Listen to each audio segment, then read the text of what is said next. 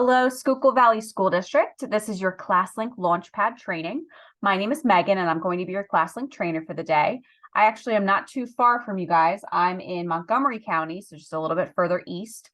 So I'm sure, the spelling and pronunciation of your district is always a little challenging for some people. But I'm really happy to be here with you guys and help you walk through your ClassLink experience as you launch your new school year. So those of you that haven't heard of ClassLink before, basically what it is, it's one location for all of your web-based tools and websites. Think of it kind of like your electronic backpack. So everything that you need for your school day, for your curriculum, for your resources that you utilize every single day can be used and saved within this one platform. So it's a great kind of launching pad or springboard, or like I said, electronic backpack that helps you stay organized and also your kids stay organized as well. Another wonderful thing about ClassLink is that it saves your passwords for you. So that's a great time saver and really gives some time back to you in the classroom for content rather than having to worry about tech issues. It's really a great, opportunity to take advantage of that. Students and teachers will also have their own access and customizable screen, which really makes it great to be able to customize it for your own needs and what you like in terms of organization and accessibility. We'll talk about so many other things and tips and tricks to make your classroom run more smoothly so that, again, you have more time with your curriculum and less time worried about tech issues, with your students in front of you. So what is on our agenda today? So we'll talk about logging in. We'll talk about getting to our ClassLink login page. We're going to talk about the My App screen and all of that, all that we can do with that screen, how to add apps and things like that. We'll talk about how to create folders and tags and have an organization pattern for your ClassLink page that can help you be more efficient with your time. We'll talk about the available customizations, and then we'll finish out by talking about something called My Classes, which at this point in time is for teachers only. So we'll focus on more of the analytics side. So you can use some data to track what your students are doing and help you to inform decisions when it comes to instruction and intervention. If you're following along with this recording, we do recommend that you use a laptop or a Chromebook or some other kind of computer device that's going to give you the best experience and be able to mirror or mimic what I'm doing on the screen today. The other thing to keep in mind is that you may see a new icon in the top of your browser that is the ClassLink extension. Most of the time, this is pushed out by your district, so that way it can help to make some of the websites work more efficiently with ClassLink. So if you see that, don't be alarmed. It's something that's totally, safe to use and effective in making sure that ClassLink works the way it's supposed to. But if you are trying to access ClassLink from an outside device, so maybe your personal laptop or something like that, you may be prompted to download that extension or add that extension to your browser. Again, perfectly safe. And what it does is it just helps to make that connection work between the vendor or website and ClassLink itself. You also can download the ClassLink app for any kind of mobile device or tablet. So it's really convenient. I know that I have that on my phone, so I can easily access ClassLink on the go. And I can also make sure that since my passwords are saved, all I have to do is log into ClassLink. And then that is kind of, again, my launching pad to get me into some of those other sites that I need. So we're going to get started with our training. So we want to make sure that we are navigating to our exclusive URL for Schuylkill Valley School District. So you can see that your custom URL page is listed down below. It's launchpad.classlink.com/Schuylkill Valley. Launchpad.classlink.com/Schuylkill Valley. And once you head to that site, you're going to see something that looks a little bit like this. Now, mind you that your background may change over time. This is something that your district can set. So maybe when you get into the fall season, it'll look a little different. But this is the most important thing to consider, is making sure that you and your students are landing on the correct website. So each school district that ClassLink works with has their own personal URL.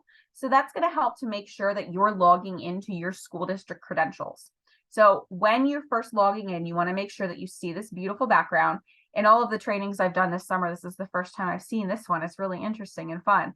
But that's something that if you're not seeing that on a student's screen or you're not seeing it on your screen, you do want to make sure that you're logged into the correct URL. Otherwise, you're not going to be able to log in and have that seamless experience. To log into your ClassLink account, you're going to be using your Active Directory credentials. So basically what that typically means is that whatever your username and password is to log into your computer, you're going to use the same information to log into ClassLink. So once you're entering those credentials and you hit sign in, now what we see is a screen that kind of looks like this. Now you may have more icons or fewer icons than I do. It really depends on your role within your district and what kind of apps have been pushed out to particular groups of individuals. So when we take a look at this Launchpad, this is our landing site. When you first log into ClassLink, this is where you'll be. So all of these little icons right here are what we call apps within ClassLink. And really what this means is it's just a link to a URL. So along with all of these apps, we see some of these icons that go along with them. So for example, if I scroll over to Epic, you can see that I have two little icons right here. I have a lock icon. And what that lock icon indicates is that this is something that your district has decided that they'd want to push out to everyone in a particular group. So it makes it easy for you because you don't have to think about pulling all of these apps into your Launchpad. The district has gone ahead and said, well, people need access to this, to this, to this. So all of your things are pushed to you. Now you cannot delete these applications, but you can rearrange your applications to whatever order you'd like them to be. So some people like to have it in chronological order. Some people like to maybe put them in the order that, maybe it's alphabetical order, whatever the case may be, but you can move these apps even though they are locked. That just means you can't delete them. The other icon that we see next to some of these apps is this key icon. So what this indicates is that there is a username and password that's required to gain access to that particular application.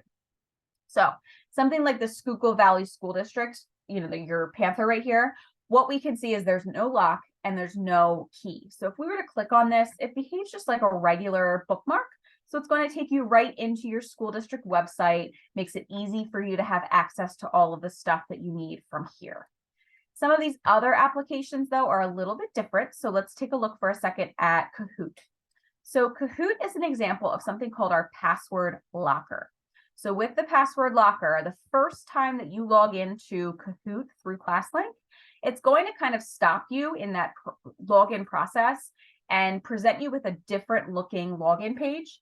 But if you look up here to the URL, ClassLink is basically stepping in and saying, hey, this is the first time that you're trying to launch Kahoot through ClassLink. Can we offer to save your password for you? So you can enter your credentials knowing that it's fully and 100% safe and encrypted within our system and press save. Now, the next time that you were to log into Kahoot, you'll be presented with that Kahoot button, but when you push it after you save your password that first time, every subsequent time you'll be able to get in with no problem at all. So that's an example of the password locker.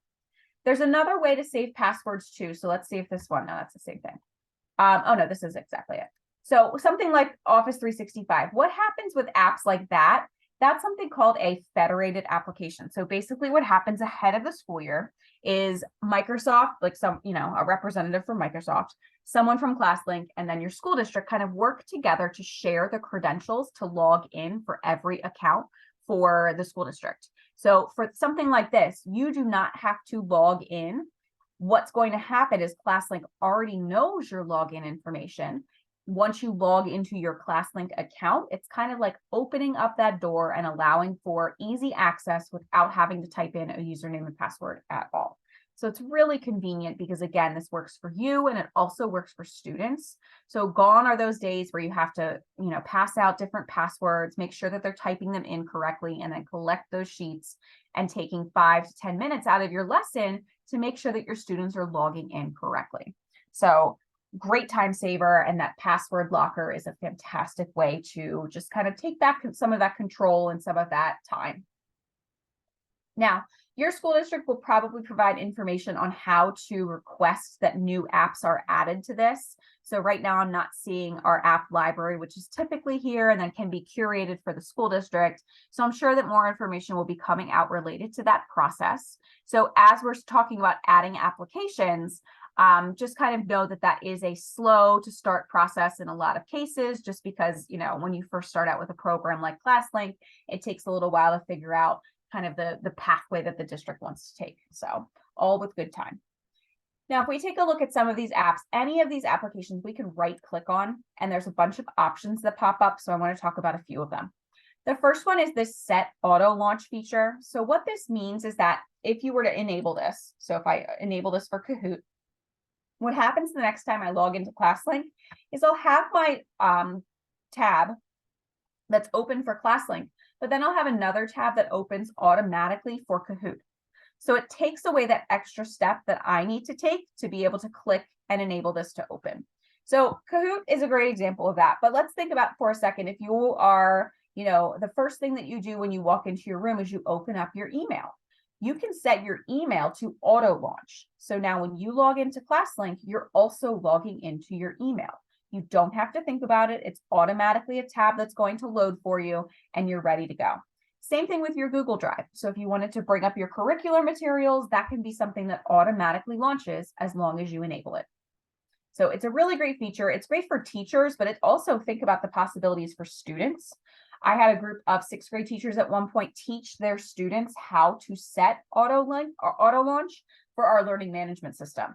So the teachers knew when they said open ClassLink, it's really giving them 2 directions within that one phrase. So they're opening ClassLink, but the teachers know that since they enabled auto launch, they're opening ClassLink and also opening our learning management system at the same time. So it can really be a time saver for you and for your students. Again, a very simple process. We right click, we set auto launch, and then we are good to go. Another thing I wanted to mention over here is this folder. So your school district has already created this folder for Google that's right here.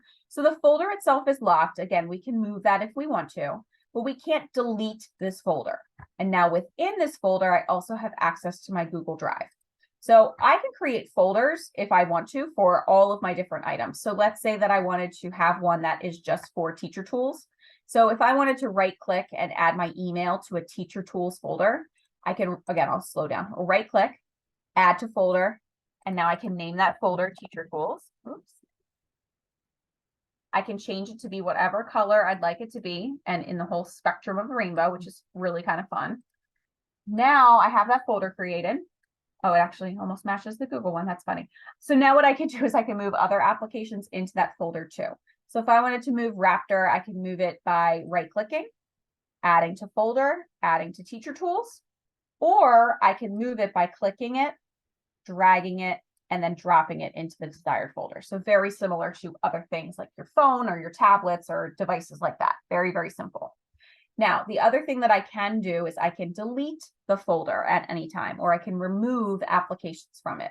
So if I wanted to delete the folder, I just right click, remove folder, and now all of those apps that were in the folder get dumped right back out into my Launchpad. Okay. Another nice feature of ClassLink is the fact that, this folder right here, for example, is pushed out.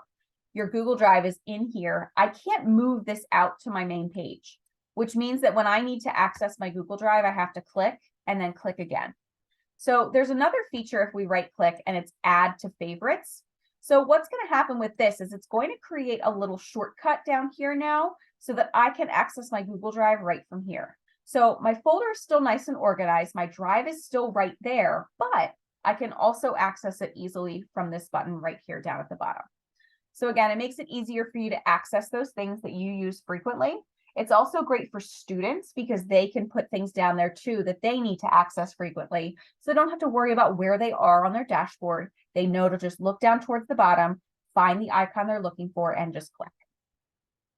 Another way to organize your apps is a way through, or it's called tagging. So just like we could tag photos or things like that within different applications, we can tag applications as well. So for example, if we do Office 365 and we right click, I can add a tag for this particular application. So if I wanted to name a tag teacher tools, I can do that too. Now, that's not going to change anything about how my dashboard looks. The only thing that that's going to do is kind of identify that app as part of that teacher tool tag.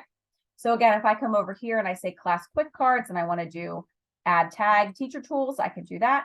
Same thing for Raptor.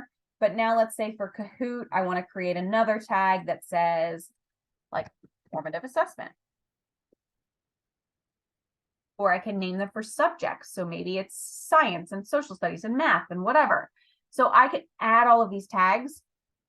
Now you can imagine if you have more and more apps that you can categorize, when we're moving from kind of function to function within our day, we can go up here to this tag button and we can siphon and figure out exactly what tools we need to identify a particular task that we're working through. So if it gets to be my prep period and I'm ready to grade some things and I want all of my teacher tools available to me, I can click this tag button, click teacher tools, and now all of the things I've tagged as teacher tools are kind of segmented together and everything else disappears. So again, imagine this for subjects. So when you're shifting from one subject to another, or maybe a class to another class, you can have just the tools available that you need for that particular class. The other amazing thing that I just want to point out, I feel like is so underutilized by people, is just the search bar. I find this so much easier than trying to like sift through and find the application I need. I'll just go here and I can type in whatever I'm looking for. And now I can either launch it right from here from this search bar, or I can click it because now it's kind of thinned out from the rest of the apps right here. So I can use those two tools to help me find applications and launch them easier than ever before. The next thing that I want to talk about is the ability to edit some things within your ClassLink Launchpad, just to kind of make it a little bit more personalized and fun. So you guys have certain functions, and then your students will also have access to certain functions too. So just make sure you allow them a little bit of time just to play with them, because they will get very excited by the prospect of personalizing their information. So theme, right now we're in the classic theme. So we've got kind of an average size app. We've got this blue background and then our navigation bars up to the top. There's also a primary theme. So if you're in a younger grade, or if you're working with a group of students who may benefit from this particular layout, that's another option that they can have access to. So the folders become a little larger, the icons become larger, and that blue background is replaced with just a clean, crisp white one. We also can change it to professional. So again, we've got that white background. We have our navigation bar off to the left, and then our apps are back to that kind of, default size. You can change the theme at any point, and it does not interfere with the functionality of anything. It's just going to change the aesthetics. Now, the other nice thing is you can mix and match. So I like the classic theme, and maybe you do too, but maybe you really like the idea of having large apps. You can change your app size so that they're large or small. I personally like this one because my district had a ton of apps that were pushed out to us. So we had, all 4 rows all the way across. And if they were the default size, I would have had to scroll. So I used to keep them small. And then what I would do is also come over here to accessibility, and I would increase my text size. So I kind of had the best of both worlds. I had my small app, so I had everything on one page, but bigger text, so I knew exactly what I needed to find. You can also change the font style. So I'll go back to large just so you can see that difference. So we can change it so there's no shadow box, or if there is a shadow box, it's your call. There's also a palette option, so we can change the top navigation bar, and that'll change it this part. That will change the icon colors associated with the lock and the key, and it'll also change your help and accessibility toolbars over here. The last option right here is our custom wallpapers. There are a ton of things that we could go in here and we can sift through. There's lots of really pretty landscape photos, animals. There's some graphic prints down here, and then you can also change it to whatever color you can imagine. So imagine your kids. They'll have a lot of fun with this the first couple of days. So just be patient with them and give them some time to play. So once you've decided what your look is going to be, then you can kind of X out of that and carry on with your day. Something else I wanted to talk about was the settings menu. So just a few things I wanted to point out here. You can change your themes, just so all of the things we were just playing with, you could also change them through your settings menu, and everything happens, in that exact moment. So as you change things, it changes it for you, and you can also see the preview off to the right. If for some reason you need to change your app password for something, maybe you had to change it because of, it was, 60 days or 90 days or whatever it was, you could come in here and you need to make sure that you update your password for that application. Otherwise, ClassLink is not going to know how to log you in. You also can change your password by right-clicking on an app and then edit password right here. ClassLink is nice because there's a lot of different ways to accomplish the same thing.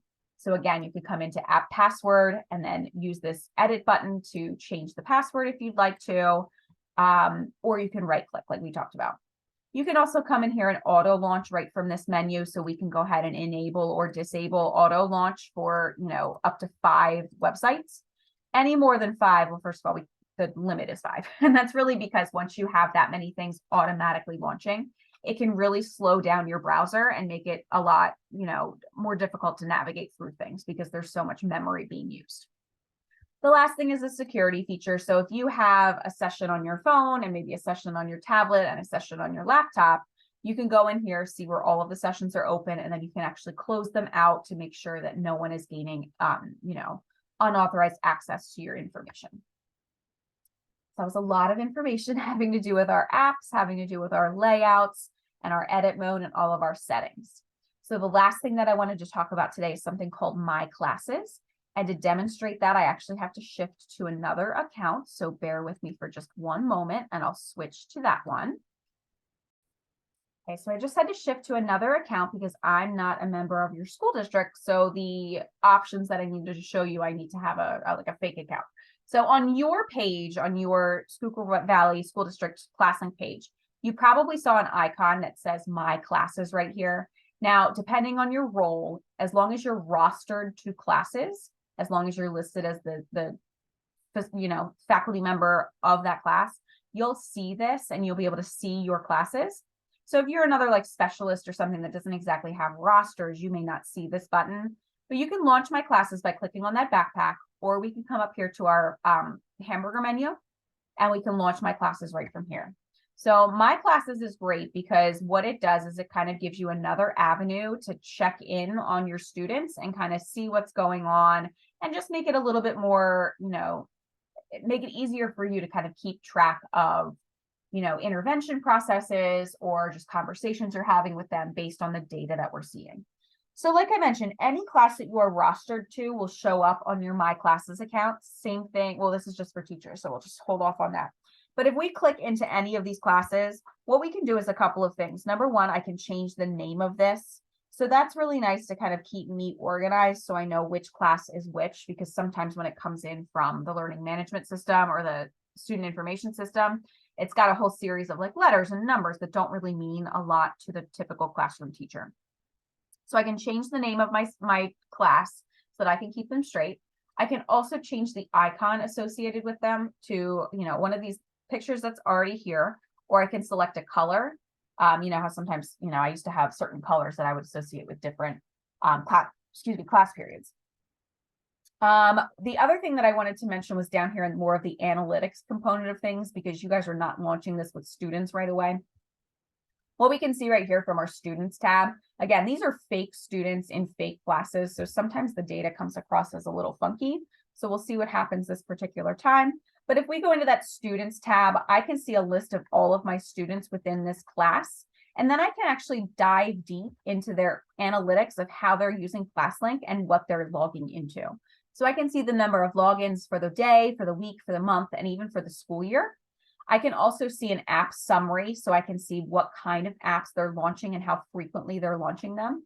So the one thing I do want to mention, and we'll see this again, is that where it says time spent, that doesn't necessarily mean active time spent. That just means time with the tab open at the top. So we'll talk about that a little bit more.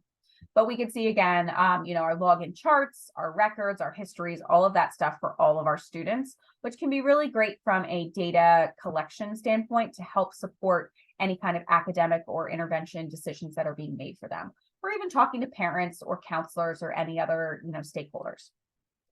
The other item that I wanted to talk about was the login data. So this again is a nice snapshot of how often a student is logging into ClassLink from this class. So you can see that, it's a nice, easy way to keep track of attendance in a sense. So I would use this as a classroom teacher, maybe on Friday, to kind of review and plan for my next week and say, oh, well, Anaya was out on Thursday. I have to make sure that I touch base with her and make sure she gets her work done. So it's a nice, again, piece of data to be able to use however you see fit. The last part, I think, is the coolest part of our analytics, and that is the ability to see this ClassLink heat map. So the darker the shade of teal, the more time that's been spent on ClassLink for that particular day. So right here, you can see that Miles logged into ClassLink for 5 hours and 22 minutes. I'm going to close out of that. Every time I launch this, it kind of changes the data. So I still don't like that one. We'll try one more time. I'm trying to see something in particular. Let's look at Isaac instead. Okay, so for Isaac's data for Tuesday, I can see that he was logged in for nearly 4 hours onto ClassLink, which is really great. Now I can look here at the breakdown of the apps that he had launched, and I can see he was in Reflex Math for, an hour and 58 minutes twice. So again, fake data, so it kind of doesn't make sense in the reality of teaching. But if I look here, I could see all of this time was spent. Again, please note that this does not necessarily mean active time. This is just the amount of time that the app was launched in a new tab. So I might log into my account as the teacher on Math, and see that it doesn't really make sense that he was in there for an hour and 58 minutes because he hardly got anything done. So this might be a great time to call Isaac over and ask him if there's anything that I can do to support him or somewhere where he got stuck, because it's showing that he hasn't launched, but the work isn't being reflected in the actual teacher data. So it's just a great way to make sure that you are on top of what the kids are doing and you're able to intervene when necessary. So Heat Map is a fantastic resource. It's great to be able to kind of see at a quick glance what's going on and also take a look at patterns. So you can see that Nash has a typical login of, the 3 to 4 hours a day, which is great. But you might see someone like Rhett who was only in there for 44 minutes. So it's just a way to reflect on the week and figure out how you as the teacher can be, as supportive as possible for those students. So we covered a lot of information today. Again, we talked about how to log into your ClassLink account. We talked about that custom URL. We discussed the different things that you could do with your applications, how we can change the functionality of them, create folders, create tags. We talked about how we can change the different themes and look out, or the ways the Launchpad looks for us. We talked about the settings menu and all of the different components within. And then we finished up by talking about that My Classes feature and being able to take a look at our students from a different data perspective. So I'm hoping that as you get started with ClassLink, you're going to find amazing ways to make this truly personalized to you and your needs as a classroom teacher. And your students are going to love it as well. And I truly wish you the best start to the school year possible. Have a great, beginning of the year. And I hope you enjoy your time with ClassLink.